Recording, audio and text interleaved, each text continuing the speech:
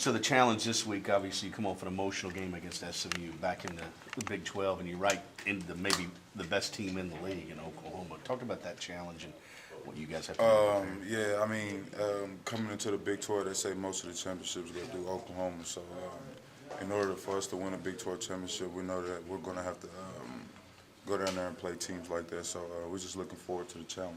What do you remember about last year's matchup? It was a close game. I mean, yeah, it was a close game. I mean, it was a good game. We had a good game plan for the game. So we're just going to go in there with the same mentality that we had last week in the second half to try to come out with the win. What was the difference in that second half last week? Basically, just we made plays, really. I mean, the game plan didn't even change. So we just made more plays for his receivers catching the ball and me getting the ball to him. You talk about those young receivers too, Ty Selena. Yeah, Ty brings a lot of emotion to the receiver group. So young guys like that, I mean, for them to make plays like this in a big game, it's good for our offense. And when you saw Juwan, I think he had man coverage over there. He just needed to stay. Yeah, it was crazy because like right before we even broke the huddle, I told him I was getting the ball and I asked him, was he going to score? He told me, yeah, and I really didn't believe it. I thought he was just playing. So when he scored, I was like, man, that was crazy. So I need to get those guys the ball more if they're going to do that stuff like that. At the beginning of the year, people were talking about this offensive line as a question mark, and they've suffered some injuries. Mm-hmm. But Saturday, it felt like in that second half they really got in a groove. Yeah, I mean, it was the whole offense. I don't know, it was just clicking all of a sudden. But hopefully we can bring that same intensity and same focus to next week. Will it be the best defense you've played so far?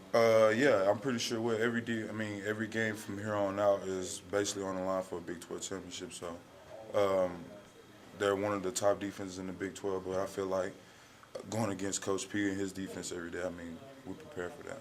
Does the crowd bother you, the noise? No, the crowd doesn't bother me at all. I mean, once the ball is snapped, I really just tune everything out. So, I mean, it's just those 11 guys on the field with me, so I don't really pay attention to nothing more. How's practice been going for you guys this week? Practice Sunday, I mean, we had a good practice Sunday. It was we tried to get more up-tempo, but other than that, it was the same. Do you guys feel like you got your swagger back a little bit in that second half against SMU? Yeah, I feel like we've gained a little bit of that back. We can be a lot better because obviously we didn't score every time we was on the field, so we have things to work on. We talked earlier with Coach about Casey being in the huddle there at one point and giving you an emotional lift. Is that cool? Yeah. I mean, he was there before, so I mean, I was doing the same thing when he was on the field. I mean, two quarterbacks on the field at the same time it was a better thing for our offense because we can get things going even faster. So when he talks and he's a leader on and off the field. Oklahoma recruit you though? To be a safety, I think that was a safety or receiver. What were they thinking? I went to a camp there with the Belldozer kid was there, and did you think he was a guard? No, he was pretty huge though. I didn't think he was a guard. I knew he was throwing the ball pretty good, but I didn't think he was a guard. No. What's your thoughts on getting a chance to go up there and play, being a traditional stadium like it is? Yeah, and this will be my first time going to Norman. So, outside of a football game, I heard it's pretty loud. I mean, I've talked to a couple of people that have played down there. They told me you really can't hear them when you're on the field. So I mean, we just have to get prepared for it.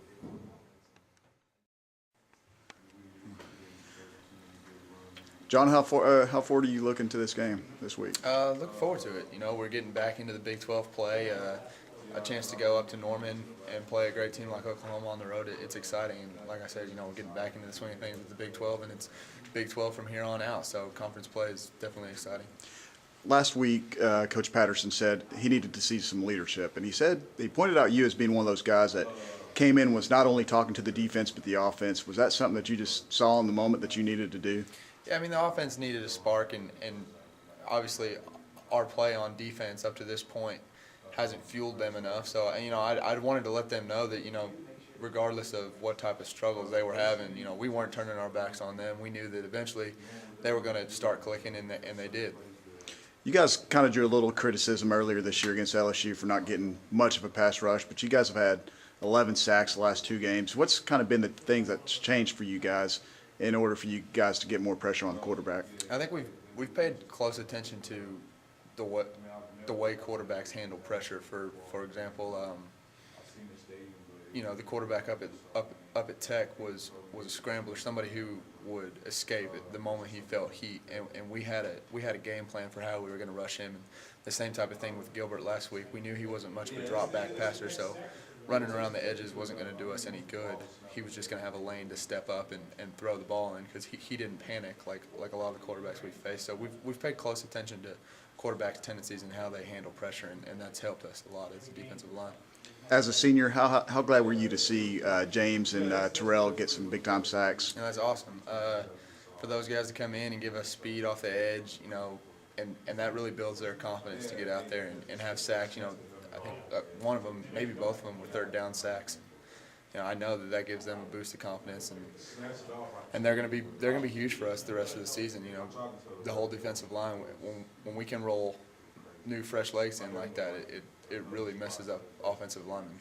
John Lewis actually leads the Big 12 with 4 sacks. How much has the interior helped you guys as defensive ends? It's been phenomenal. The push that those guys can get up the middle is huge for an end, because, you know, half the time sacks that come to us are caused by them when they flush the quarterback out of the pocket. So John, Chuck, DP, all those guys in the middle have such a great mix of speed and strength that, you know, they keep offensive linemen on their toes, and they got a great ability to get back to the quarterback.